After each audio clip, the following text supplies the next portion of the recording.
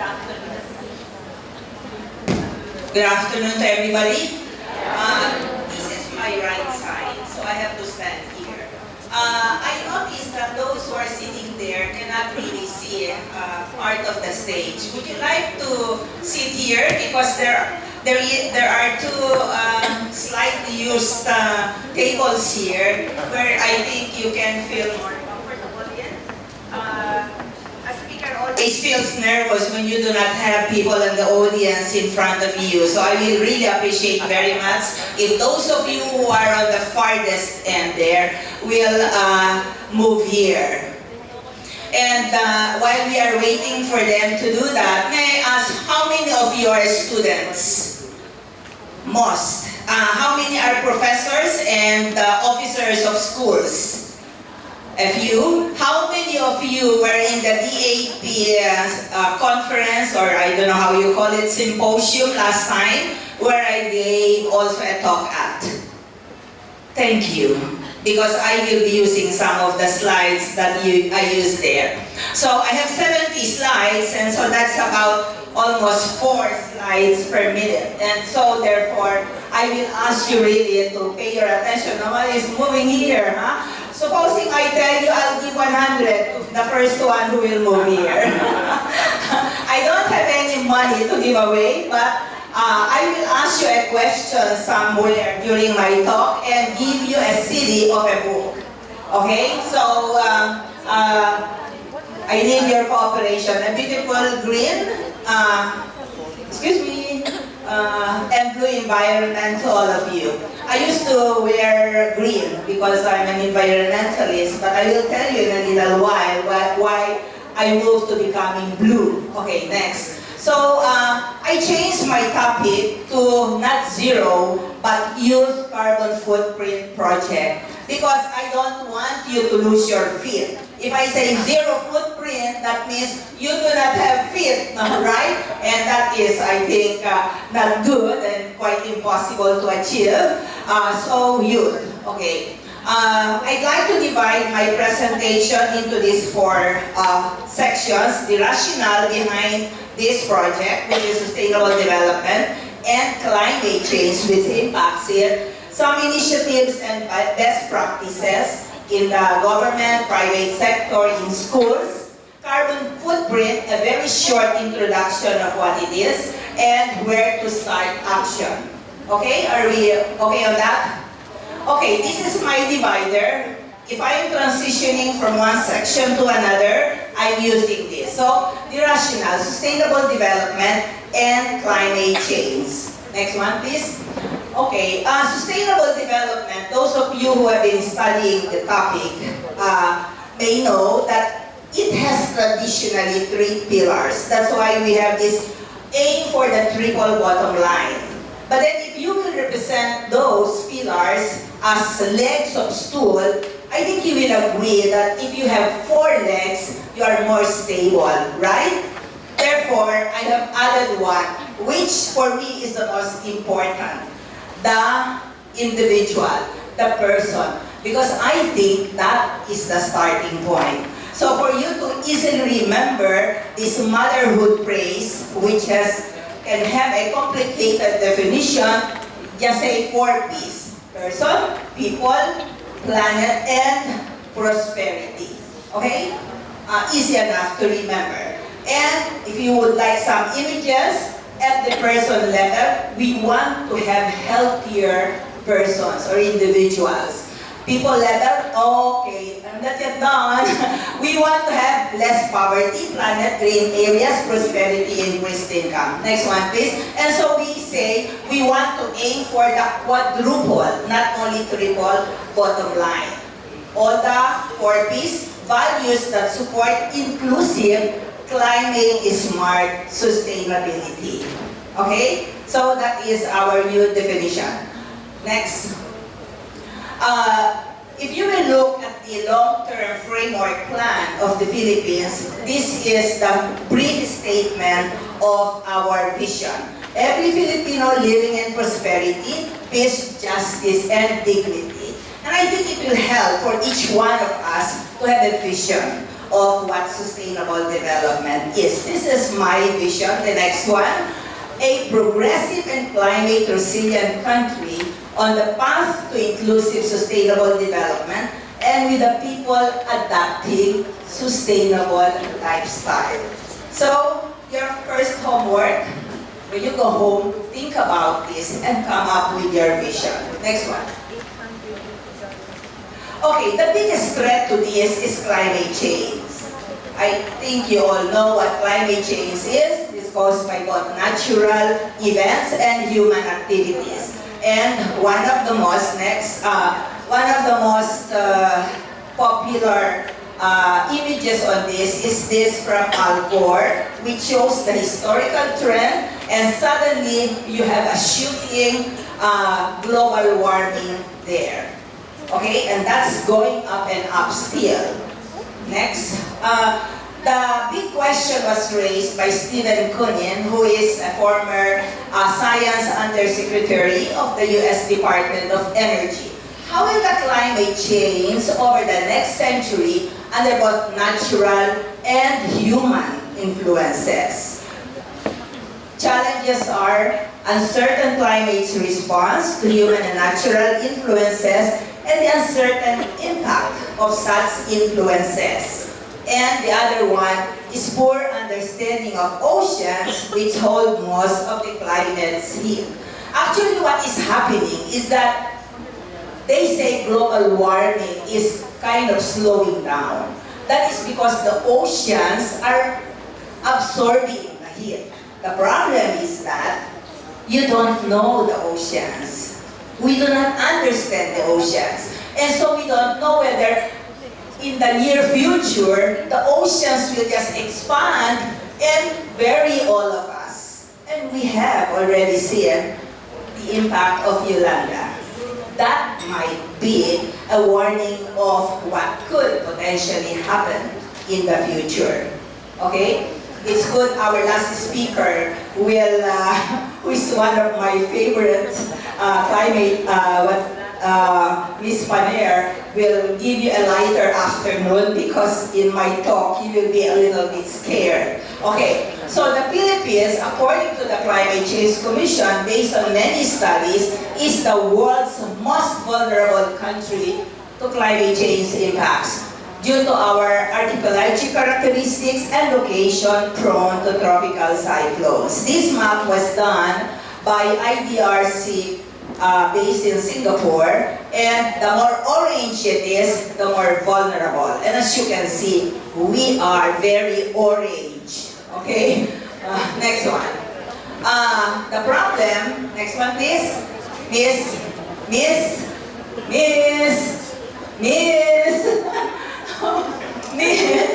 Okay. The problem is not many understand climate change. I was about to, I think you were right. You should have delayed it because that was my quiz, no?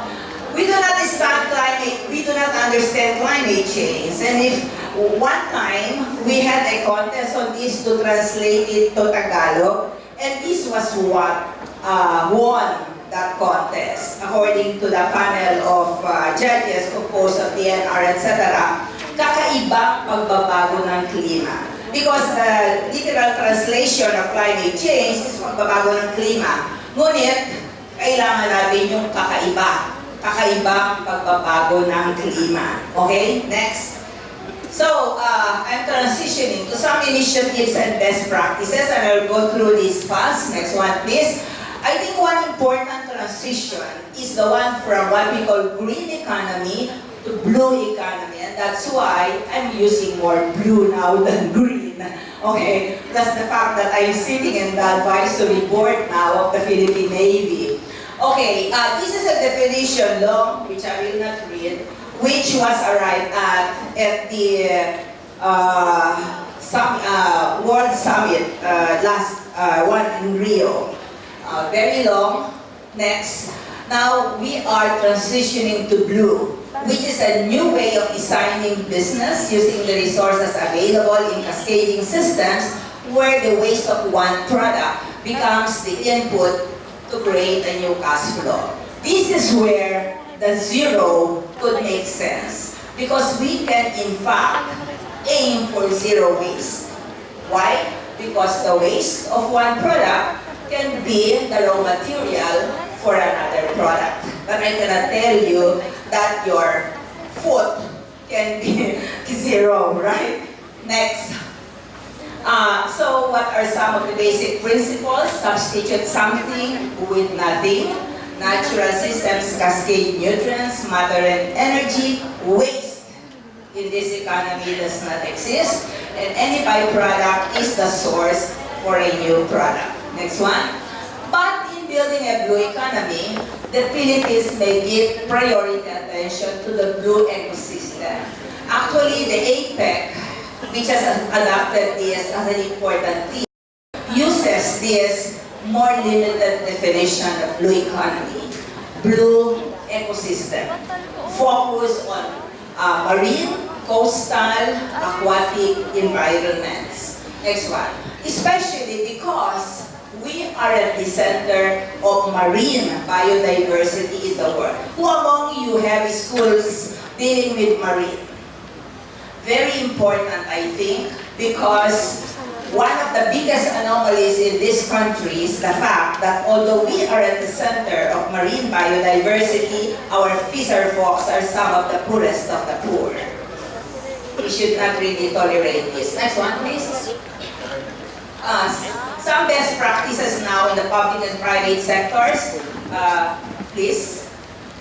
In the public sector, we have the National Climate Change Action Plan. If you have not read it, especially the teachers here, please read it. It covers a lot of aspects from food security to knowledge and capacity development. Next one, please. And it uses the principle of ecotown. What is it? It's a planning unit composed of one or more towns within and around critical key biodiversity areas we are at high risk to climate change. So kindly read it, okay? Next one. One sample initiative at the local level, it is where they relate climate change adaptation measures to livelihood, because it's difficult to talk to local communities unless you talk about livelihood. So this one is one initiative. They use what they call pajak instead of petrol-fueled tricycles. They have a bicycle here that can transport goods. And that is subsidized by the local government, in this case of Ligao City, private sector. So I see here the poster of the cartooning of Isla Lipana. So what we did, we helped them do this, is to take a baseline survey. And that is what having a carbon footprint entails. We have to know what the situation is at present. So we did this sustainability survey. There is such a document, and you can request a copy of that from PwC. Next one, Palafox, resilient design. Next one, Ayala, greening of the environment, which they incorporate in their designs. Next one, Nestle, more efficient use of resources like water, light energy. Next, then we have LAC in Santa Rosa. They have what they call pharmaceuticals because they use pharmaceutical standards in farming. Next one, and simple initiative rain collection system, which we have not really optimized well in implementing. Very easy to do. This I am very proud of because it was done by a friend of mine who has an NGO, a sustainable village that can be independent from the grid. And as you can see the next one, they produce cassava this big, okay, without using chemical fertilizer. Next one. Okay, in the NGO we have Earth Savers that uses music to convey messages. Next one. Next one, please. I am in the board of the Science Centrum. We have one in Marikina and we have 6 that go around the country. We develop interactive exhibits to explain what tsunami, what all these science and technology principles are, to to the young ones, ONES, and ones, ONCE. Next one. In schools, you have also plastic-free, styro-free schools. I don't know what your schools have. It will be nice to see it. All of these, I developed a book for the DNR, which is downloadable from the DNR website. Climate change adaptation, best practices in the Philippines. Why just adaptation? Because we're not a major emitter. So although we're not forgetting mitigation, we are giving emphasis on adaptation. Next one. Okay, this is just a very quick, I noticed that there's somebody who mentioned risk management. One thing that we are not doing right in this is my methodological area of specialization. For example, in the earthquakes, what do? We do a lot of earthquake drills. To me, that's not very useful unless we have a communication system that can work not only during emergencies, but before and after, and that we have assessed whether, for example, this building follow the building code, whether the building code is still operational. All of those drills will not be useful to us unless we know and we have in place these two other things. Next one. And so what we are doing is we are doing risk profiling. And I will challenge your schools here to assign your students to look at their communities and to produce risk profiles. There's so much research that is being done in our schools that are just put in shelves. This will be a very useful exercise. What is a risk profile? Just like your biodata. Identify the risks that your community is subjected to, put it in a database. We'll be happy to include whatever you have because we're putting this together in the Google platform. Okay? Next, you have the Towns Foundation, the Association of Towns Awardees, Information Caravan on Climate Change. So we have a group of experts. I have all the Gs in my team, geologists, hydrologists, etc. And I bring them around. In fact, we have presented before the academic community at a symposium in AIM.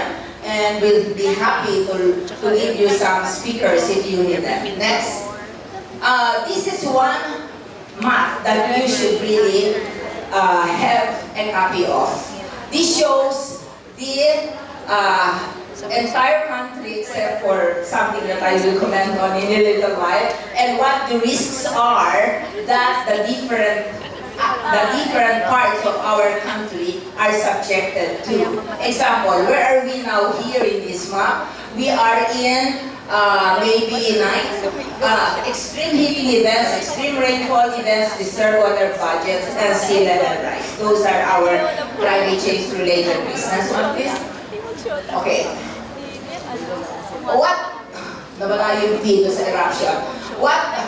You know, I just did this along the way coming here because this friend of mine, Tony, did not let me go but to accept this. Okay, so what are we doing? You remember the Mount Pinatubo eruption? It left us a tourist spot. Okay, I took this. If you haven't been there, you should go there. It's beautiful. And next one, at least 20,000 ICAs displays. So what we have done as our CSR in our association, Kalinga para sa ICA project. Next one. You know, you can start things like this by even without funding. We are serious photographers. Most of the photos that I'm showing you are from me. Okay? So what we did is we did a photo exhibit and then we auctioned off our photos. That's how we started this project. That's me auctioning with Mel. She used to head the Pag-ibig Fund, no? So we auction our photos and we raise enough seed fund to start the project. Okay, next one. Then we ask Palafox to master plan it. Next one. And then we invited other partners. Partnership is very important when you are doing CSR activities. Those are my children. Towns, Kaisa, the Chinoy Communities Foundation, GK, Earth, our NGO, others. Next one. And with the help of the ITAS and some of our members, like my colleague Lisa Makuha, with her children doing some of the houses. Okay, next one. So we have built 67 houses in clusters of 4 units each. The last time I went there, about 2 weeks ago, they already have 200 families. I don't know how they fit them into 67 houses. Okay, the next program that we have of the Management Association of the Philippines, this might be of interest to you, Emerge. Educated, marginalized entrepreneurs, resource generation program. What does it do? It helps the educated poor. Okay, those who do not have enough capital to come up with social enterprises. So you may be next one.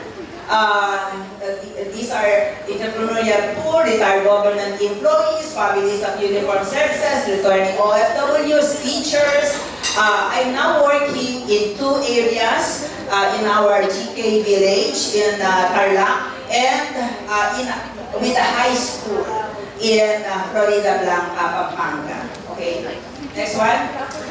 Okay, this is important and I think you should be aware of this. We are now at the last stage of finalizing what we call intended nationally determined contributions, INDC document, which has been prepared in a massive study effort led by the Climate Change Commission.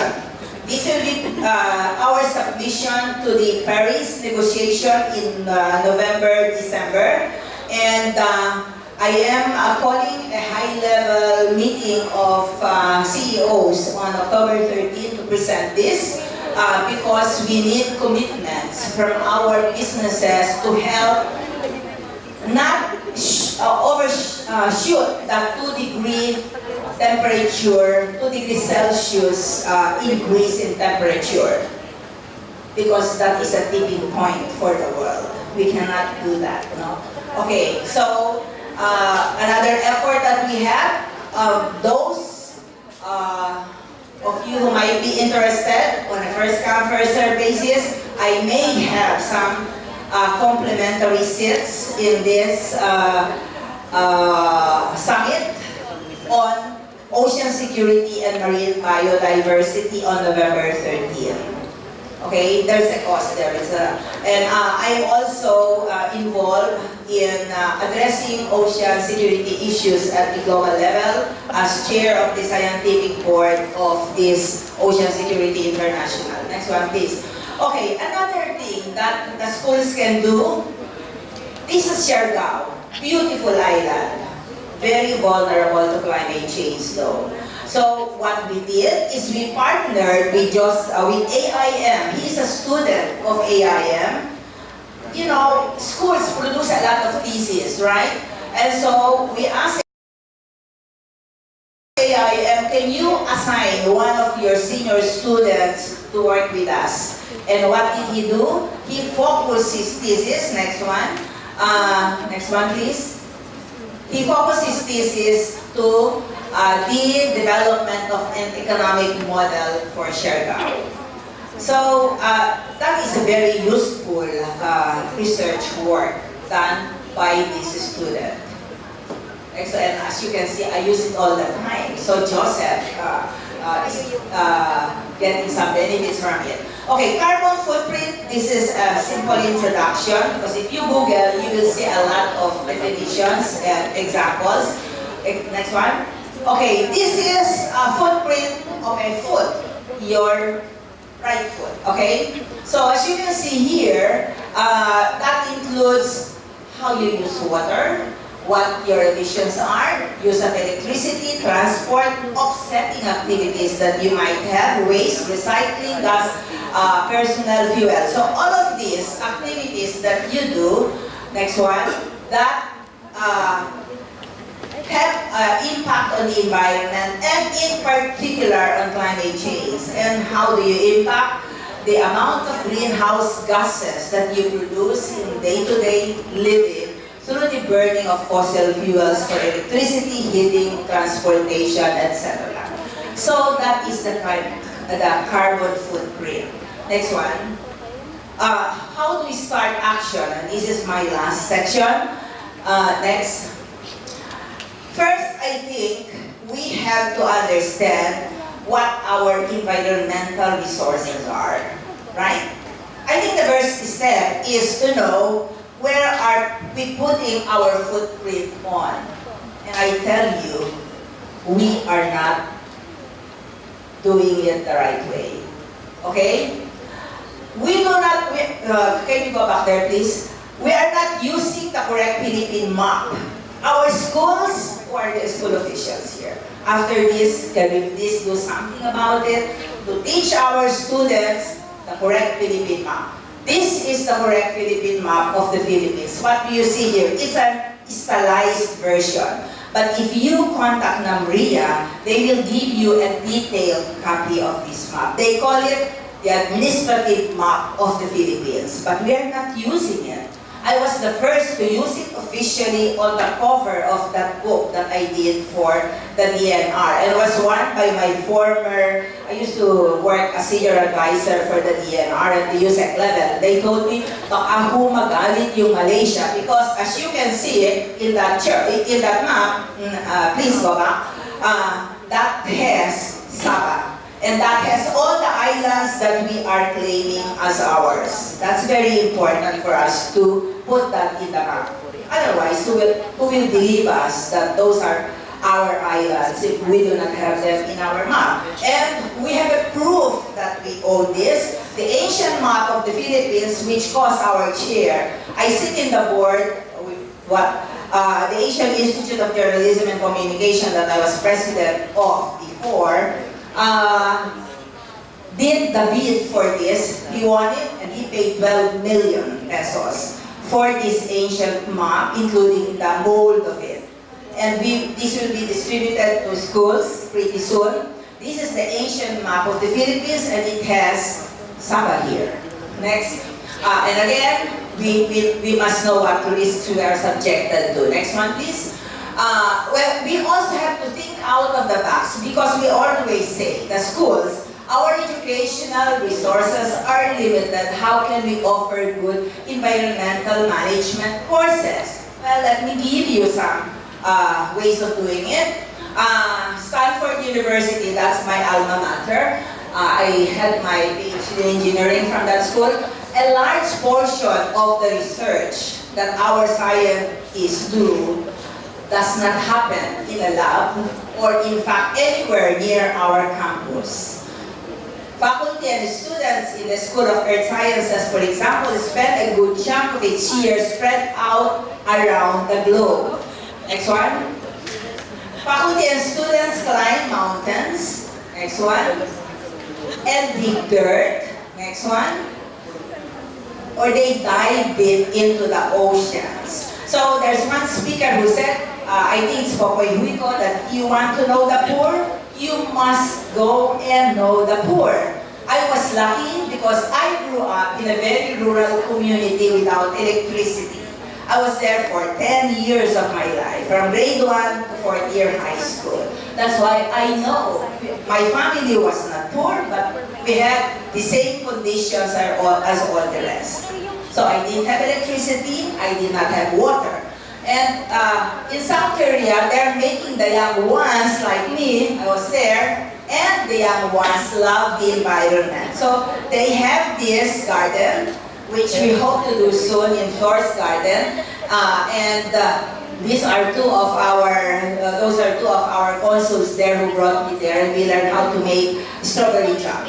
Okay, tentative work plan. We want to have a speakers bureau on this carbon footprint. Develop initial set of training materials, conduct training, develop and implement youth projects, encourage you to do so, recognize outstanding youth projects and implementers, and publish manuals and books. Okay, so that's the tentative work plan. Where do we start? After this, you can start immediately. Remember, NIPI, who knows that? Not in my backyard. NITO, not in my turn of office. What we are promoting is SIMBI, start in my backyard. How do we do that? This is PNP Chair, Bank Chair Flor Tariela, who is moonlighting as a gardener. So she has her different types of soils, she has her herbs in her garden, and she takes that very seriously. Okay, next one. One of my simple initiatives, I can say I can eat my kitchen curtain. Why? Because I have ampalaya there. So every day, I can just get some leaves and put that in my salad. Easy, and I can enjoy my small condo garden because I live in a condo now. So outside, because I can eat part of it too. So that's my eggplant. Thank you very much, and we hope we can work together for